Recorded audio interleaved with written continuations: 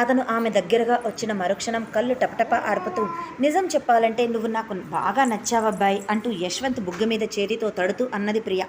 అతని ఫేస్లో ఎక్స్ప్రెషన్ ఏమాత్రం మార్చకుండా, నేను నచ్చినప్పుడు పెళ్లి చేసుకోవటానికి యాక్సెప్ట్ చేయొచ్చు కదా, ఇలా పెళ్లి చూపులు చెడగొట్టాలి అని ఇన్ని యాక్టింగులు చేయటం అవసరమా అని అడిగాడు. ముందు నా గోల్ నేను అచీవ్ చేయాలి, ఆ తర్వాతే పెళ్ళి. నిజంగా నీకు ఈ వాతావరణం నచ్చదని తెలిసే నిన్ను ఇక్కడికి రప్పించాను. కానీ నా కోసం భరించావు. నీలో ఉన్న సహనంతో నిన్ను పెళ్లి చేసుకునే భార్య ఖచ్చితంగా సంతోషంగా బ్రతుకుతుంది. పిల్లా పాపలతో సంతోషంగా ఉండబ్బాయి అని దీవించింది. ఆమె చెబుతున్న మాటలు వింటూ యశ్వంత్ మనసులో నవ్వుకున్నాడు. నాతో పెళ్ళి వద్దు అన్నావు కాబట్టి నువ్వు హ్యాపీగానే బ్రతుకుతావులే. నా మాటలు నమ్మకుండా నువ్వు పెళ్ళికి ఒప్పుకొని ఉంటే ఖచ్చితంగా పెళ్లి మండపం మీదే నీతో ఎల్లకల మందు తాగించేయాలి అని ఫిక్స్ అయిపోయానబ్బాయి. కానీ యువర్ సో లక్కీ, బ్రతికిపోయావులే అని నవ్వుతూ అన్నది. ఆ మాటలకి యశ్వంత్ అవాక్కయ్యాడు.